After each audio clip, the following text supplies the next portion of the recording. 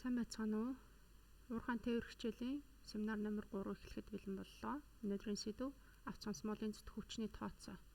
Авц сонсмолын зүтг хүчний тооцоог хийхийн өмнө авц сонсмолын авц сонсмол дээр ачигдах чулуулгийн хэмжээг тооцох шаардлагатай болно. Үүний тулд авц сонсмол дээр тухайн хамтран ажиллаж байгаа экскаватор хэдэн удаа утгаж ямар хэмжээний чулуулаг твшин дээр буулгах талаар эхлэн тооцох шаардлагатай болдог. За иймд авц сонсмолын дац нь түүний твшинд ачигдах чулуулгийн физик механик шин чанар, твшний багтаамж, техникийн дац зэрэг үзүүлэлтүүдийн аль нэгээр нь хязгаарлагдах ёстой. За ингээд авц сонсмолын твшин дээр утгах экскаваторын утгалтын тоог хоёр үндсэн томьёогоор олдог. Үүнийг одоо та бүхэн дэлгэцэн дээр харж байна. За нэгдүгээр аргачлал бол твшний багтаамжаар экскаваторын утгалтын тоог олж байна. За томьёоны гишүүдтэй танилцвал авц сонсмолын твшний геометр багтаамж энэ маань овоолж очсон болон за энгийн геометр гэсэн хоёр утгатай байж болдог. Тэгэхээр хөнгөн чулуулаг ачиж байгаа бол овоолж очсон үеийг тооцоорой гэж өмнөх семинар дээр ярьсан байгаа.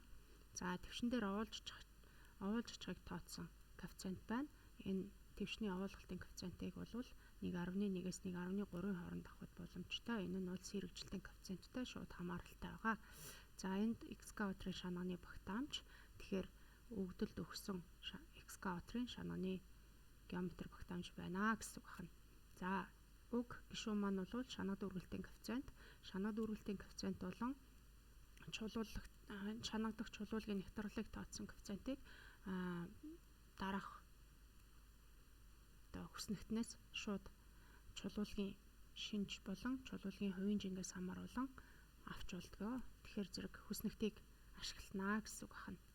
За хоёрдугаар арга бол авц сонсмолын техникийн даацаар нь экскаваторын утгалтын тоог олох. За тэгэхээр авц сонсмолын техникийн даац нь та бидний нэгдүгээр ажилбар дээр хийгдсэн техникийн үзүүлэлтэн дээр байгаа даац юм аа. За үүнд байгаа KR буюу чулуулгийн сэргэжилтийн коэффициент нь тухайн чулуулгийн сэргэжсэний дараах нягтаар тодорхойлогддгийг бид нар 2 дугаар лекцэн дээр үзсэн байгаа. Тэгэхээр энэ сэргэжилтийн коэффициентийг мөн л одоо чулуулгийн өөрийнх нь төрөл болон нягтаас нь хамааруулж авнаа. За үүн дээр нэмэгдсэн нэг үзүүлэлт маань бол бутлагдсан чулуулгийн эзлэгүүн масс байгаа. Тэгэхээр тухайн чулуулгийн тэслэгдсэний дараах, сэргэжсэний дараах эзлэгүүн масс маань үүнд бичигдэх ёстой гэсэн үг.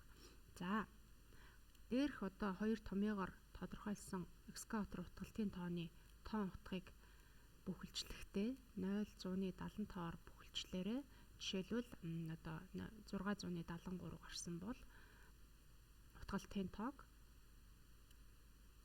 6 удаагаар за тэгээд 3.8 гарсан гэж үзвэл одоо 4 удаа ч гэх юм уу гэх мэтчлэн 0.75-аар бүхэлжлээрээ. За ингээд энэ утгалтын тоо учраас бүхэл тоо гарах ёстой гэсэн үг байна. За мөн нэг анхаарах зүйл бол дээрх хоёр аргаар тооцоолж гарсан утгалтын тооны бага утгыг нь одоо экскаваторын утгалтын тоо болгож одоо сонгож авах ёстой. Тэгээд цаашдаа утгалтын тоог дээрх одоо сонгож авсан бага утгаар нь тооцож бодно гэсэн үг байна шүү. За шанаг дүүргэлтийн коэффициент болон сэргэжилтийн коэффициентийг уг одоо хүснэгтнээс сонгож авна. Таны одоо өгдөл дээр өгсөн чулуулга нь ямар төрөл байгаас хамааруулаад энд өөрийн харгалзах төрлөөсөө уг дээрх коэффициентуудыг сонгож авч тооцоонд ашиглаарай. За мөн авц сонсмолын твшин дээр ачигдах утгалтын тоог тооцсны дараагаар жинхэнэ одоо авц сонсмол ямар хэмжээний ачаа тээвэрлэх вэ? Нэг одоо тээвэрлэлтэндээ хэдийн хэмжээний ачааг тээвэрлэх үедийг авц сонсмолын бодит даац гэсэн одоо утгаар илэрхийлдэг. Тэгэхээр бодит даацыг тодорхойлдог томьёог 3-3 дээр дүрслүүд бичиж үзүүлсэн байна. Тэгэхээр одоо энэ томьёон дээр байгаа N утга гэдэг маань бол бидний дээр хоёр томьёогоор гаргаж авсан томьёоны бага утга нь энэ дээр бичигдэх юм шүү. Жишээлбэл 7 4 гэсэн утга гарсан бол 4 гэдэг тоог одоо энд утгалтын тоо болгож авах хэрэгтэй. За бусад одоо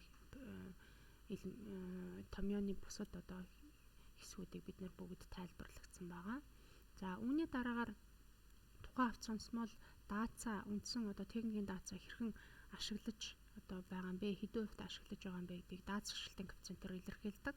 Тэгэхээр уг томьёон дээр дац хуршилтын коэффициент хэрхэн тооцох талаар харуулсан байна. Тэгэхээр авц сонсмолын бодит даацыг техникийн даацтай харьцуулсан харьцаа.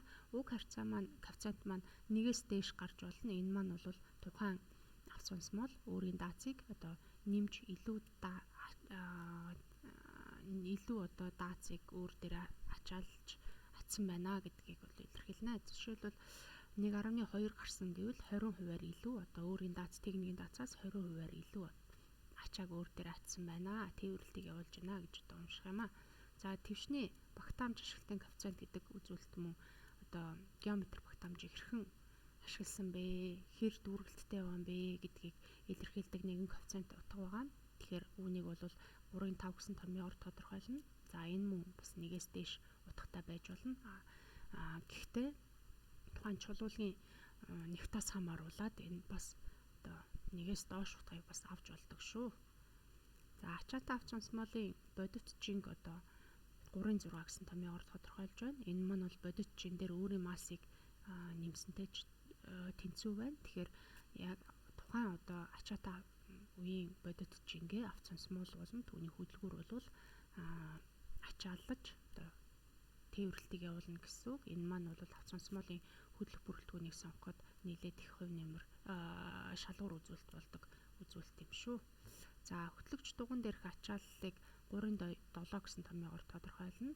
За 3.7 гэсэн томьёоны KSC гэж коэффициент нь бол хөтлөгч дуганы тооноос хамаарсан коэффициент байгаа. Шилжилтийн коэффициент. Тэгэхээр хөтлөгч дуганы томьёо бол 4-ийг харьцан 2, 4-ийг харьцан 4, 6-ийг харьцан 2, 6-ийг харьцан 4, 8-ийг харьцан 4 гэх мэтчлээ одоо томьёотой байна. Энэ бол 4 дугуйнаас 2 нь одоо хөтлөгчтэй, 4 дугуй дөрвөлөө хөтлөгчтэй гэх мэтчлэн уншигддаг. За ингээ харьцангуй шилжилтийн коэффициентийг уг хүснэгтнээс 7 дугаар хүснэгтнээс шууд авна гэсэн үг байна. За хэрэв автовер нь задгаан мөчлөгөөр ажилладаг бөгөөд ачаах тооны төхөөрөмж нь олон төрлийн байвал одоо тухайн одоо төрөл болгон дээр нь тооцож бодно. Учир нь гэвэл ачиж байгаа экскаваторын маань шанагны багтаамж өөр байгаа учраас одоо тухайн болгон дээр одоо хэр хэмжээний ачааг тээвэрлэх вэ, хэдэн удаа автах вэ гэдэг нь бол төрөл бүр дээр бодогдох юм байна шүү.